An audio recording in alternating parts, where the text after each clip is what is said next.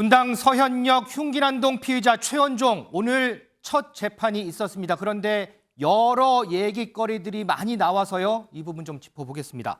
민지숙 기자, 네. 오늘 재판 얘기가 참 많더라고요. 네, 재판 무려 10분 만에 금방 끝나버렸습니다. 10분 만에요? 네, 제대로 된 내용 나오지 못했고 허무하게 끝이 났는데요. 최윤종 측 변호인이 아직 자료를 다 보지 못해서 열람을 하지 못해서 관련된 증언을 할 수가 없다라고 입장을 내면서 재판부가 오늘 더 이상 공판을 진행할 수 없다. 한 달 뒤에 다시 재판을 하자라고 결론을 내린 겁니다. 이 앞서 수감 생활 너무 어렵다라고 편지를 썼던 최원종 짧은 스포츠 머리에 의복을 입고 법정에 나왔는데요. 네. 정면을 보면서 눈을 감는 모습 이런 것들이 포착이 됐습니다. 이 비공개 재판을 요청했다라는 사실도 공분을 사고 있고요. 재판이 끝난 다음 호송차로 이동하는 과정에서 보시는 것처럼 유족이 던진 핸드폰에 머리를 맞게 되는 이런 사고도 있었습니다. 유족들은 이렇게 할 거면 재판장에 왜 나왔냐 오열하면서 법정에서 최윤종에 대해 굉장히 비판의 목소리를 냈다 이렇게 전해졌습니다. 요거는 하나하나 우리 임지혜 변호사께 한번 여쭤볼게요. 자, 먼저 사건이 일어나 지금 한 달이 좀 넘었어요. 그렇죠. 그런데 변호사가 아직 수사 기록을 열람하지 못했다.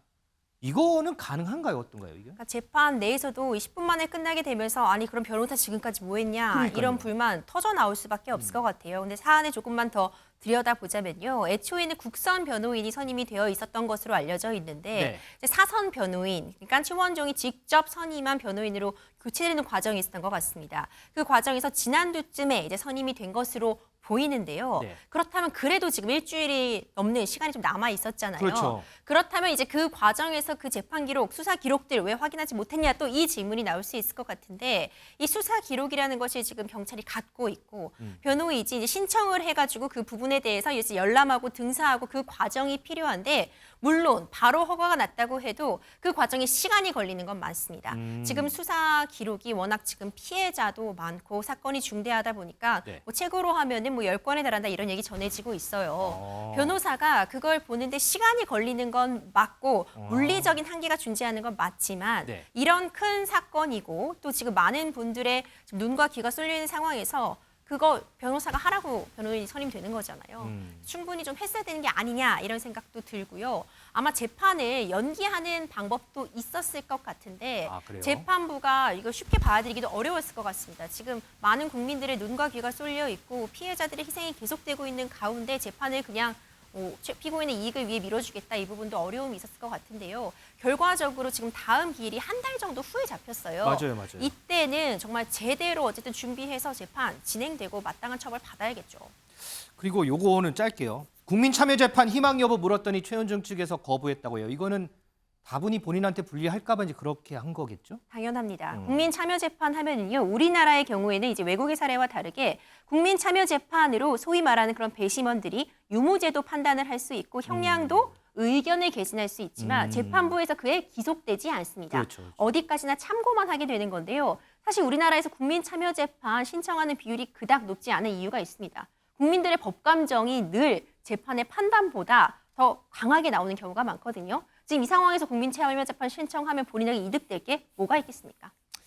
자, 그리고요. 조금 전에 민지숙 기자도 잠깐 설명했지만 최원종이 지금 구치소에 있었던 기간이 한 달 정도가 됩니다. 그런데 힘들고 괴롭다는 내용의 편지를 언론사에 보내서 공분을 사고 있습니다. 반성을 하고 있는 걸까요? 전문가 의견 좀 들어보겠습니다. 지금 최원종이 하는 모습은 사실상 반성하고 있다는 모습과는 거리가 먼 거죠. 피해 유족의 입장에서는 정말 유명을 달리한 상황임에도 불구하고 단 한 달 정도 있었는 걸 가지고 괴롭다, 힘들다, 답답하다라고 이야기하는 것은 피해자에 대한 연민과 피해자에 대한 사죄의 모습과는 완전히 거리가 먼 자기중심적인 생각이 자기의 행동에 대한 합리화만 계속 주장되고 있는 거라서 그런 부분을 바라본다면 정말로 최원종이 한 범죄에 대한 죄질은 심각하게 나쁘다라고 볼 수 있는 거죠. 김준레이터, 지금 승재현 의원 제가 목소리 들으면서도 저도 궁금한데 반성을 하고 있을까요?